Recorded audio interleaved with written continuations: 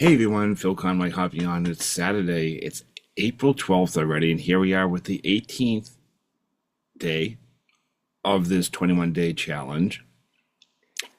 And I've been talking with some people who will probably continue going, well, towards the probably the end of the month, and there might be a day or two where I might not be on. However, to continue to share more of these information because people are having conversations. And so I'm inviting you into spring cleaning for your mind.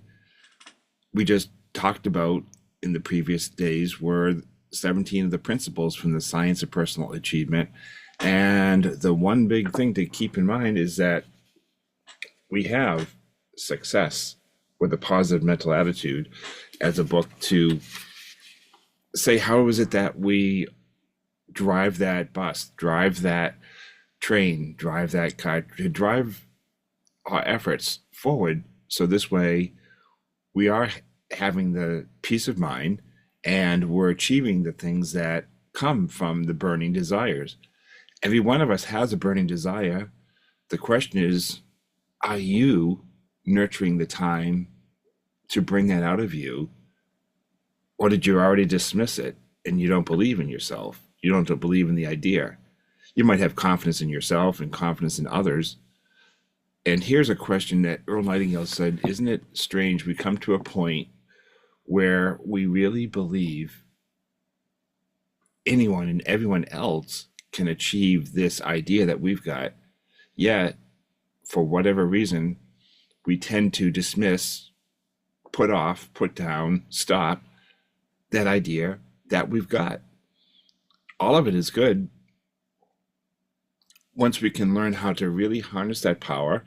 And the two strong forces are either faith and fear. We have faith, the emotion that it's already done, one of the principles, and we have fear. Technically, there's 6 ghosts of fear, or there's really 7 areas of fear.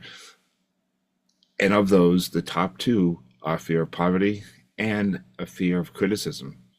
So more often, among those 7, which comes in a distant third, was liberty. So the loss of liberty, the freedom, free will. We're born with a free will.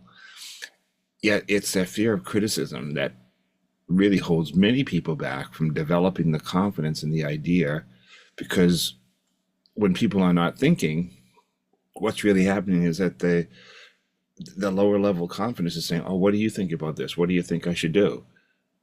It's great to get feedback from other people, hear their feedback, you learn their perspective, but it's a big distinction from receiving feedback, understanding another person's perspective, and not allowing what someone else thinks to hold us back. And that's one of the powers that we have within us to move forward. And just to talk about a couple of the drivers with the positive mental attitude is that, first of all, the most important person is you. You are the most important person. And what do we do to help others feel as if they are? So once we know we are, we also endeavor to have other people who we come in contact with, casually or occasionally or more frequently, how do we help them to feel better about themselves and who they are, regardless of how they're thinking? Because we're not going to allow their thinking to stop the progress of where we're going. And so that health, that happiness, and the wealth, it depends on how you use your invisible talisman. Invisible talisman? What's that? It's in your mind. When you realize that your mind is your invisible talisman. Everybody's having thoughts, or we have the power to generate thoughts, and we're also receiving thoughts. That's a concept that can go a little bit deep, and I won't get into that at the moment. But today, as we're talking about keeping ourselves positive, there's 2 sides. It's the same coin. It's a law of opposites, that within every person and everything, there's both that positive mental attitude and the negative mental attitude. Both sides of the same coin. They're in all people, in all times, in all places, in all situations. And we get to observe from our biased perspective what attitude someone is displaying. Are they displaying the negative mental attitude, or are they displaying the positive mental attitude? And are we displaying the negative mental attitude, or are we displaying that positive mental attitude? And when we start to realize that we have both of those within us, and how do we find the useful tool of negative mental attitude? Perhaps you can look at it as dissatisfaction. So you can be not having maybe results that you'd prefer, yet at the same time recognizing dissatisfaction as a positive, creative inspiration, motivation.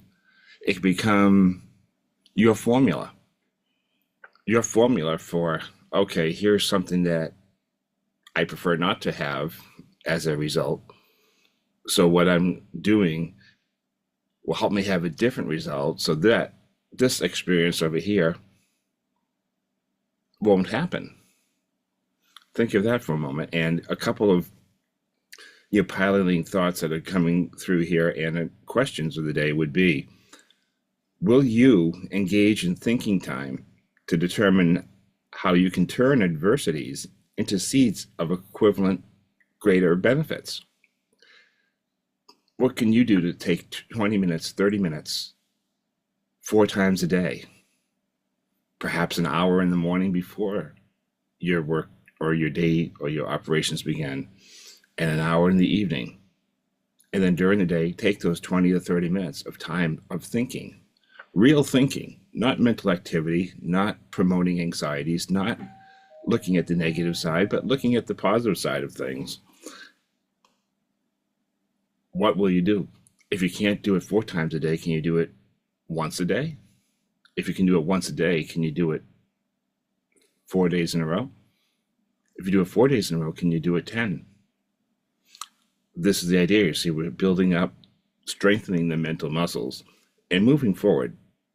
Another question for you is, will you search to find out how you can develop positive mental attitude, PMA, as you continue, studying into this book or into other courses or into other ways of studying more about you? As Warren Buffett would say, the biggest investment and best investment you can make is within yourself. Because, for example, if you haven't led a team of 10 or 20 people together in an organization, that's a new horizon. Once you've led 20, you've already done that. Don't go back to it. Now figure out, okay, how do I lead a team of 75? And once you've done that, so on and so forth. While the car engine, for example, because of momentum, is when you first get started, the effort feels strong. But soon that car engine goes into overdrive. The engine is working less and the speed is even faster. So you start moving faster with momentum. This is the same thing as we start to reach those horizons. Have a healthy dissatisfaction, always be happiness, because as Earl Nightingale even talked about, the idea is that we first must choose happiness. Second, we find success. Success is within us. It's in our daily habits. It's in our daily thoughts. It's that progressive realization, which is moving towards where we want to be, which is a worthy ideal. And it's not measured by other people except ourselves. So we can do those things and ask yourself those questions. Take the time. Let me leave you with 12 riches that cost you nothing. Yet these are the qualities and the traits that when we have these, we really start to make a difference. And just to share with you, I've got a list that's make sure I include all of them. First of all, positive mental attitude. That's where it all starts. Sound physical health. We talked about that as one of the principles as well, too. Number 3 is harmony in human relationships. How is your relationship with yourself? Your relationship with other people? How about the relationship with infinite intelligence, the universe, a higher power, a benevolent source, God, whatever word that you use, what is the relationship that you have with connecting on an energetic level with the power of good that's within everywhere, in all places, at all things, at all times? Because remember that the idea too, the law of opposites, is that the negative is in all people, in all places, in all times too. So learning from the adversity, which becomes a muscle, and we move forward. Number 4, the freedom from fear. We can be aware of the fears, yet we're not going to allow those fears, which is unseen. It's an unseen force, yet it's very powerful, very strong, and it's very predominant because we seem to be hardwired through generations of programming that went into our subconscious mind. These are some of the things we learn how to break out of that subconscious programming. We disrupt that and create the new mental muscles. Number 5 is your hope for achievement. Whenever you go through turmoil, adversity in life, we have negative emotions, the emotions of sadness or grief or shame or guilt. See, the highest level, energetically, the highest level of those negative emotions is hope. See, hope isn't quite positive, but hope is a filter. Hope is a filter that moves us through a field to get into the more lighter, higher vibrations, the emotions that feel good all the time. And that's where we want to bring ourselves to be, with desire, in the emotion of those worthy ideals, those goals as destinations we're looking to go to. And hope is a filter we have to pass through. And hope is inspirational because it moves us from here towards this star here. Hope is what we do, but we can't do hope because hope isn't a strategy. Dreams aren't a strategy. Just thinking isn't a strategy. It takes actions and it takes habit. So number 6 is the capacity for faith. Faith being the emotion that all the things that you want are already achieved. It's the emotional elixir, as Napoleon Hill calls it.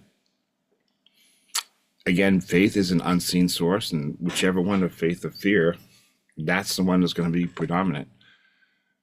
Number 7, we have a willingness to share one's blessings. So when we receive, the whole idea of receiving, whether it's financial or whether it's spiritual help, is to share that with others. It's not to hold on to it and hoard things. It's about sharing the gifts, the blessings that we receive. 8, a labor of love. How is it that you have every moment of the day doing the things that you love to do? One of the things to be careful of and to guard against is, like salary can be a drug. A salary can be a trap to keep you so that you're indebted to some place where you don't want to be.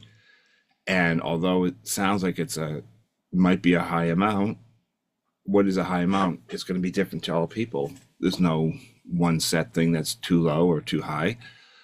Some people think $1 million is low. Some people think 100,000 is high. Some people think 20,000 is high. Some people think 20,000 a day is low. Everybody has different perspectives because of the money psychology. And just because it happens to be average doesn't make it the right thing to do. Why be average? Do you really want to be average? Or do you really want to tap into being who you are and who each person is? 9 billion people are not average. Each of the 9 billion, all of us, have superpowers within us, and we all can start achieving things in harmony with each other when we align ourselves with these 12 riches and we choose and nurture the positive mental attitude. So as we're in our careers, in our organizations, in our workforce, whatever it is that we do every day, that labor of love what you do, because when you show up and you're delivering more in service and deliver more in meaningful value than what you receive in cash value, that goes a long way. That's going that extra mile, which is one of the principles. Number 9, we have an open mind on all subjects. Not closed mind on a few things and open on some things. It's not about having selectivity, but keeping minds open. When we hear someone who has a different thought or different opinion, we can say, that's interesting. And as it's interesting, have them talk about why is it that attracted them to this particular idea, and see if you can learn something about that person's perspective and about that concept, which seems opposite of where you were, that it is not something that you would have held for yourself. Play with it in your mind. What harm does it do to play in the mind, to understand someone else's perspective? And then we get to learn from each other, and we do this. It's a very different outcome than road rage or cutting somebody off or on the road or something like that. Try that. Have an open mind on more subjects than what you're doing now. If you can't do it on all subjects, make that a goal and work towards it. Number 10, self-discipline. Self-discipline is the idea of keeping focus, giving ourselves a command, and doing it. Number 11, the capacity to understand other people. See, as we start to recognize the difference in the diversity, how there's strength in unity, and the unity comes from first understanding diversity. And so when we learn to understand other people by not judging ourselves and not judging them, are you starting to see how all these 12 riches coming together really make for a significant change in attitude? It's amazing, isn't it? And as we start to understand other people, number 12 is financial security. How do we monetarily have a good money psychology so we can not only feel secure, but we have to feel secure before we even have it too. And there's where the effort comes in. I know Maslow's hierarchical needs is that if we have food, shelter, clothing, those things are basic human necessities, and also the idea of having sound health. When we start to work on those things, all of these don't cost us anything. It's in our mind, and those are the 12 riches of life. How do we have that wealth for all of these things while also having peace of mind? And that's the goal that we're moving towards, is having peace of mind and living at higher level of joy, no matter what adversities you've gone through. So this was day 18.